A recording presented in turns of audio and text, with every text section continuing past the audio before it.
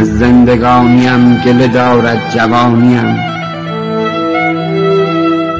شرمنده جوانی از این زندگانیم. دور از کنار مادر و یاران مهربان، زال زمانه کشت به نامهربانیم. دارم هوای صحبت یاران رفته را، یاری کن ای اجل که به یاران رسانیم. چون یوسفم به چاه بیابان غم اسیر، و از دور مژده جرس کاروانیم.